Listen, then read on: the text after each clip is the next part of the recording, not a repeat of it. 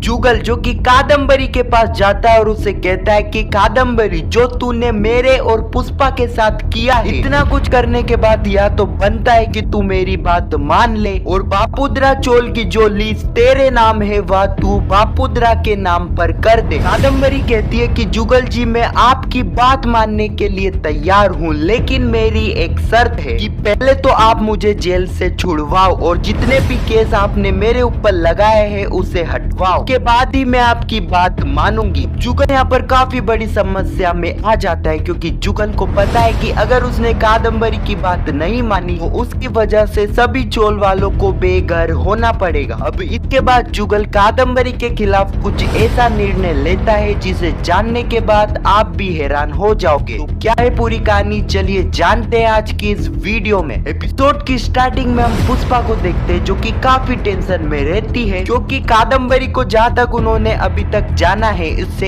एक बात तो साफ हो जाती है, बापुद्रा चोल की लीज तो अभी भी कादम्बरी के नाम पर है। ऐसे में कादम्बरी इस चीज का फायदा उठाएगी और वह वापिस से अपनी नई चाल को चलेगी और इसी बात को लेकर पुष्पा काफी टेंशन में रहती है। अगले ही दिन में हम राजवीर शास्त्री और दिलीप को देखते हैं। दिलीप जो कि राजवीर शास्त्री को हॉस्पिटल ले जा रहा था, लेकिन राजवीर शास्त्री दिलीप को मना कर देते हैं और कहते हैं कि मुझे अभी हॉस्पिटल नहीं जाना है बल्कि मुझे अभी दाल मिया यानी कि कॉलेज के प्रिंसिपल से मिलना है कि हम कादम्बरी का सच चोल वालों के सामने तो ला दिए, लेकिन मुझे उस सच को दाल मिया को भी बताना है ताकि उन्हें यह पता चले कि पुष्पा ने पेपर की चोरी नहीं करी है बल्कि कादम्बरी का हाथ था इस पेपर की चोरी में और पुष्पा जी को फिर से कॉलेज में एडमिशन मिल जाए। अगले ही सीन में राजवीर और दिलीप दाल मिया के पास पहुंच जाते हैं। सबसे पहले तो वह राजवीर को इस हालत में देखकर काफी हैरान हो जाते हैं और वह सबसे पहले राजवीर से यही सवाल पूछते हैं कि राजवीर तुम्हारी ऐसी हालत कैसे हुई। अब इसके बाद राजवीर पूरी कहानी बताता है कि किस तरह कादम्बरी ने सबसे पहले तो पेपर की चोरी करवाई और इसके बाद कादम्बरी ने पुष्पा का नाम इस चोरी में लगा दिया और इसका सच जैसे हमें पता चला तो हम उसको एक्सपोज करने के लिए जा रहे थे, लेकिन उसी वक्त कादम्बरी ने अपने गुंडों की मदद से मेरे ऊपर हमला करवाया। अब सर जैसा कि आपको पता है कि पुष्पा जी ने पेपर की चोरी नहीं करी है, पुष्पा को चोरी में फंसाया गया था। बस मैं इतना चाहता हूँ कि पुष्पा जी को वापस से कॉलेज में एडमिशन मिले। दाल मिया कहते हैं कि उसके लिए तो मुझे कॉलेज में बोर्ड मीटिंग बुलानी होगी। अगले ही दिन में हम देखते हैं कि बोर्ड मीटिंग स्टार्ट हो जाती है और कॉलेज बोर्ड के सभी सदस्य भी वहाँ पर आ जाते हैं। राजवीर सबको बताते हैं कि जैसा कि आपको पता है कि पुष्पा जी ने पेपर की चोरी नहीं करी बल्कि उनको इस पेपर की चोरी में फंसाया गया था। अब जैसा कि हमने पुष्पा जी को कॉलेज से निकाल दिया था, अब क्योंकि पुष्पा जी का सच सबके सामने आ चुका है कि उन्होंने चोरी नहीं करी थी, इसके लिए मैं यह चाहता हूँ कि पुष्पा जी को वापस से कॉलेज में आने की अनुमति मिले। अब बोर्ड के सारे मेंबर तो कुछ नहीं कहते हैं, लेकिन नैना के अंकल यानी कि भटनागर उन्हें तो किसी हालत में पुष्पा को इस कॉलेज में वापस नहीं आने देना है। अब राजवीर की बातें सुनकर वह राजवीर को कहता है कि राजवीर जी आपको बहुत जल्दी है पुष्पा जी को वापस से कॉलेज में लाने की, ऐसा तो नहीं पुष्पा जी पर आपका दिल तो नहीं आ गया। अब यह सुनते ही राजवीर काफी ज्यादा गुस्सा भटनागर के ऊपर हो जाता है और राजवीर तुरंत भटनागर जी की कॉलर पकड़ लेता है। यह देखते ही बोर्ड के सभी मेंबर राजवीर को छुड़ाते हैं, लेकिन राजवीर भटनागर को छोड़ता ही नहीं है। ये सारी चीजें देखकर भटनागर काफी ज्यादा गुस्सा हो जाता है और वह कहता है कि पुष्पा तो इस कॉलेज में नहीं आई, लेकिन अब जो आपने मेरे साथ किया है उसका बदला तो मैं आपसे जरूर लूंगा। अब यह सुनते ही राजवीर और भी ज्यादा गुस्सा हो जाता है और वह भटनागर के साथ साथ सभी बोर्ड मेंबर को भी यह कह देता है कि आप सभी यह अच्छे से जानते हैं कि मैं प्रोफेसर होने से पहले एक वकील, एक ऐसा वकील जब मैं केस लड़ता था तो अच्छे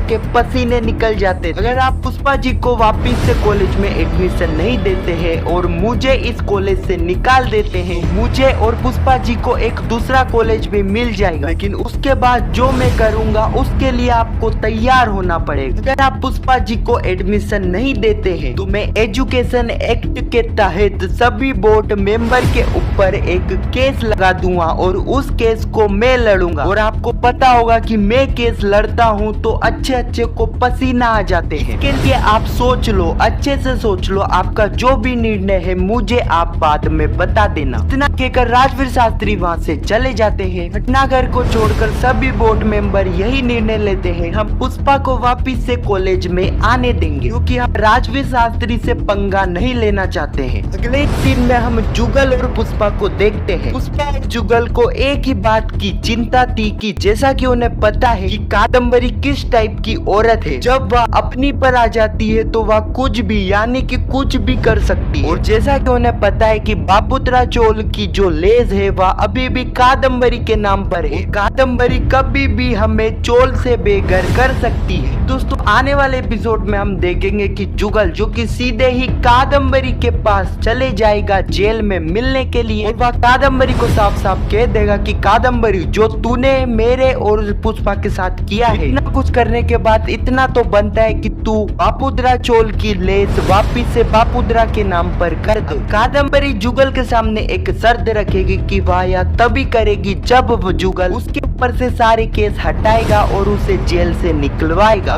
जुगल को जैसा कि पता है कि अगर उसने कादम्बरी की बात नहीं मानी तो कादम्बरी की वजह से चोल वालों को बेघर भी होना पड़ सकता है। दोस्तों मेरे हिसाब से तो यहाँ पर जो जुगल है वह कादम्बरी की बात मान लेगा और वह बापुद्रा चोल को बचाने के लिए कादम्बरी की बात मान लेगा। मेरे हिसाब से तो कुछ ऐसा ही हो सकता है। खैर आपको क्या लगता है अपनी राय नीचे कमेंट सेक्शन में जरूर बताना, और वीडियो पसंद आई तो वीडियो को एक लाइक जरूर करना, और पुष्पा इम्पॉसिबल के आने वाले एपिसोड की ऐसी वीडियो के लिए चैनल को सब्सक्राइब अवश्य करना। हमारे चैनल पर आपको पुष्पा इम्पॉसिबल की ऐसी वीडियो मिलती रहती है। जब तक के लिए धन्यवाद।